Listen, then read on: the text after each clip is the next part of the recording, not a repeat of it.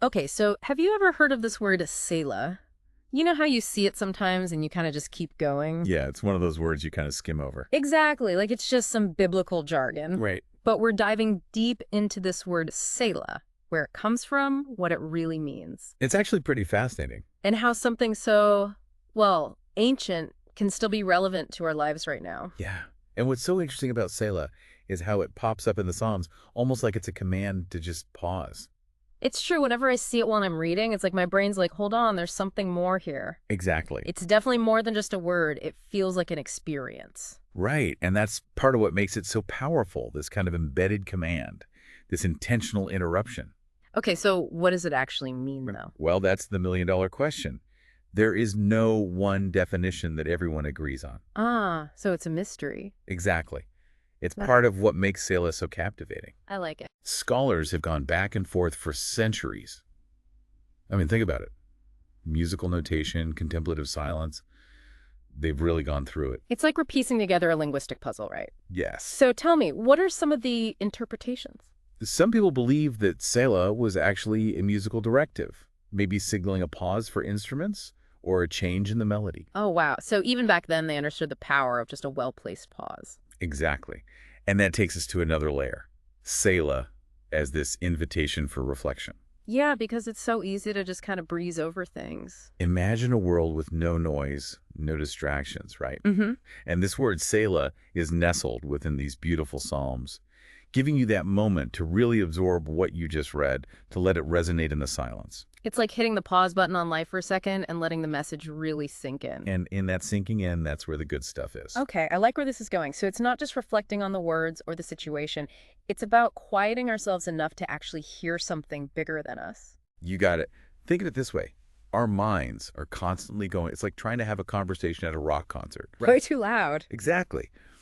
But Selah helps us lower the volume of our internal noise so we can tune in to maybe a different frequency, a frequency of wisdom, intuition, or maybe even some sort of divine inspiration. Okay, that makes a lot of sense. But how do we actually do that? Like, how do we go from our minds racing a million miles an hour to this place of peaceful listening? Is there some kind of secret formula? No, no magic formula. But Selah gives us a tool, the power of the pause, right? Okay. Being present in the moment, letting go of what's happened in the past, what might happen in the future, and just being here, now. It's like Selah is whispering. Just breathe, be present, listen. This is already blowing my mind, and we're just getting started. So if Selah is this multifaceted pause button for life, what other insights are we going to uncover? Well, next, let's talk about how we can apply this ancient practice to the craziness of our modern lives. Let's do it. Especially when it comes to stress and feeling overwhelmed. Okay, now we're talking, because who couldn't use a little less stress in their life these days? So we're talking about Selah as a stress reliever. In this day and age, it almost sounds too simple. Right. Can just hitting pause really make a difference when it feels like you're drowning in to-dos and deadlines? Honestly, that's the beauty of it. Mm. Selah doesn't require us to, overhaul our entire lives. Okay, good. It's more about these small moments of awareness, just sprinkled throughout your day. Okay, so instead of letting the stress just build and build, Selah is that little reminder to step back, regroup, and get some perspective. Yes, exactly. Think about it. You're rushing.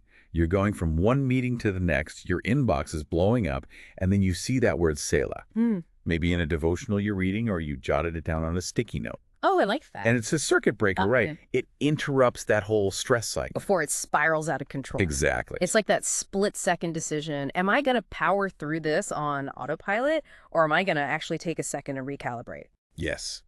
And even that tiny little pause can be enough Wow. to shift your energy, to move from panic to a place of presence. And in that presence, that's where your inner wisdom and resilience can come through. So you're not saying to ignore our responsibilities or to pretend like the stress isn't there. It's more about changing how we react to it. Exactly. Selah isn't about running away from all the chaos. It's about moving through it with intention, with purpose. Okay, so how do we do that? One way to look at it is through the concept of surrender. Surrender. That's an interesting word, especially when we're talking about stress, right? Right. It seems like usually we're told to fight for control when we're stressed, not surrender it. And that's where Selah comes in with this totally different perspective. Okay, I'm listening. It's about recognizing that we are not always in control. That's hard to admit sometimes. It's true, though. There are things much bigger than us happening in the world, forces beyond us, you know? Hmm. And sometimes, honestly, the wisest and most freeing thing we can do is just surrender, go with the flow. So instead of exhausting ourselves trying to control every little thing, we can use Selah as a reminder to just let go and trust that it's all going to work out. Yes, like that saying, grant me the serenity to accept the things I cannot change, the courage to change the things I can, and the wisdom to know the difference. I love that. Selah can be that moment of wisdom, right? It helps us see what's actually in our control and what's not. Oh, it's like a weight lifted off your shoulders when you realize you don't have to carry the weight of the world. Exactly. When we surrender to what is, when we let go of that need to control everything, we find peace. We find acceptance. It's like Selah is whispering, just let go, trust the process, find your peace here in this moment. Beautifully put. And that feeling, that peace, that surrender, it's not just a fleeting feeling. It can actually have this ripple effect, leading to a really profound sense of renewal, spiritually, mentally, emotionally. It's powerful. Okay, so now we're talking about more than just managing stress. We're talking about genuine renewal revitalization. So how does that work? So we're talking about Selah as this pathway to renewal, which I have to admit is really intriguing to me, but it also feels kind of elusive. Like, how do we actually go from this quick pause to this deep sense of revitalization? Yeah, it's a good question. It's like our lives, they're like a song on fast forward. Everything's just go, go, go. And over time, that catches up with us. Totally. We're so used to being on all the time that we completely forget what it even feels like to just be still. And that's where Selah comes in. These pauses, they become these sacred spaces where we can actually rejuvenate. Okay, I like that. They give us a chance to reconnect with our breath, with our bodies, with that quiet inner voice that we've been talking about that sometimes gets drowned out by the noise of the world. So it's about quieting the external noise, but then also creating the space for our own inner voice to emerge. Exactly. And even just incorporating small, intentional pauses throughout our day, it really can have a powerful effect. Just like how taking a few minutes to meditate every day can really help us focus, it can boost our mood.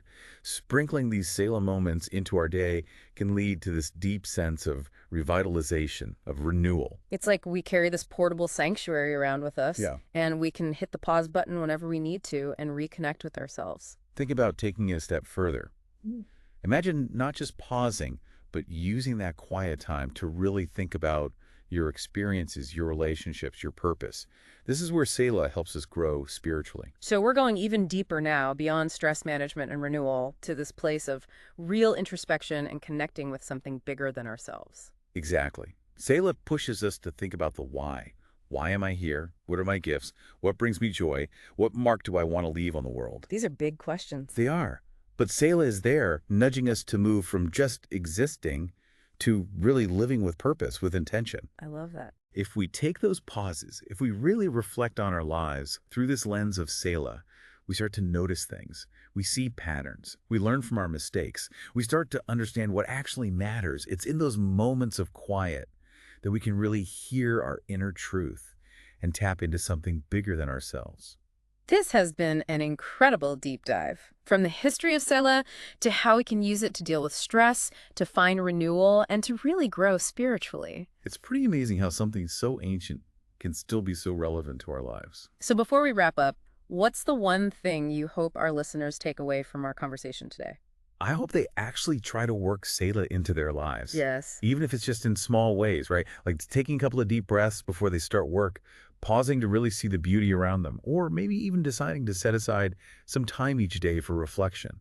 However they choose to do it, I think they'll be surprised at how powerful this ancient practice can be. So well said. You know what? I think I might put some Selah reminders in my life too. I love that. Thanks so much for joining us on this incredible journey of discovery. It was my pleasure. Selah, everyone. Selah.